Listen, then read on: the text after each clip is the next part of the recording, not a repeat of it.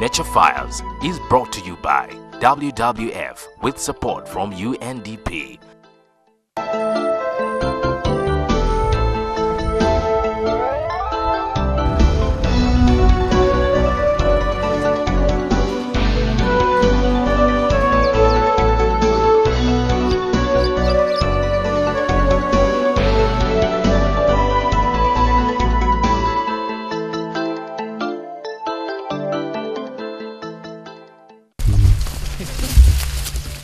The residents of Rubirizi have lived side by side with wildlife for ages.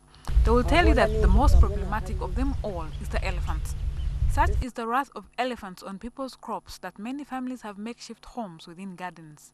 They spend nights here to protect their crops. Ntutandika kubyara okwa kasatu. Okwa kasatu kona kuwere etulinzire. Nokwa kana, nokwa katano, nokwa mukaga, okwa musanzu tusarura, tutemba. Tugaruka kwa mwenda. Generous garden was raided just the night before this interview. This is the indigenous method of chasing elephants out of gardens. Hata nanje nyurukanga nekijerekani cyanje. Njena nichitera. Atenzo zo obunde yanga. Nchijibinga yanga naye yambinga njireke biryo. On a bad night, the elephants may arrive in a bad mood. Netera kali. Deron siyo no mwena wene ya Samira. Hatke kubaneria negum. Home. Atobun kwe kubaneria. You find just adjacent to the park is a farm, a crop farm.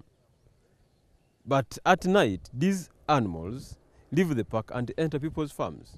One of the reasons being that our parks have a problem of lantana camara. The farmers have tried different ways of chasing away the elephants. Beating jerrycans sometimes works, sometimes doesn't.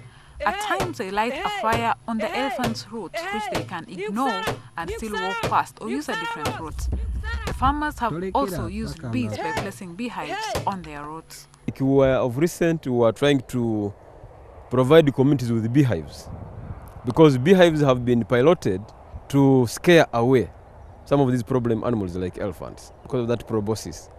So we have piloted it around Karusandara, this Hima, and other places. Twasangenzo cheta kumanyanzo kanenzo zite kumanyanzo chi echumi chiriaha n'ikindi chiriaha chonkenzo chi enzozo neze chikumbagaza eraba wigenda.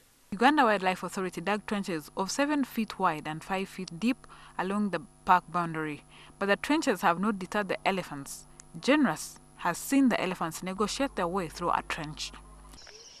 The elephants eventually realized that these are scare tactics that cannot harm them. Unfortunately for the farmers, it's a very destructive animal that even where it sets its foot, those crops are lost, and there's nowhere to go for compensation. It takes about a month to make such a garden of ground nuts. For many farmers here, the crops are the only source of livelihood. Then a herd of elephants arrive and destroy a season's work and investment in a couple of minutes. Armed with a spear, such a farmer may not think twice about using it on the offending elephants.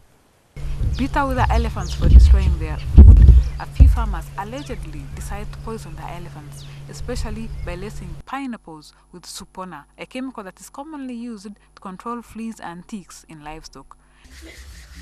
But every cloud has its silver lining. One local group, Katara Women's Poverty Alleviation Group, stumbled on an opportunity. They make paper out of elephant dung. Many of the members pick the dung from their gardens. Twakabwene kibina chetu echi.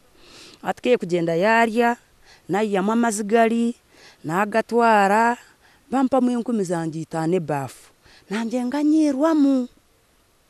No mana anja batine kitabagira ki achitunga. We are adding more value into the elephant, conservation of elephants, because we see, at least according to Uganda Wildlife Authority, it was recorded that the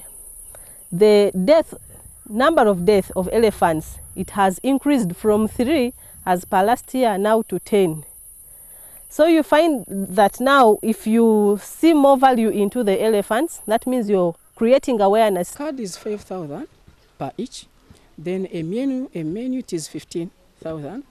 Then a visitor's book it is 50,000. The proceeds are injected into the group's savings and credit scheme.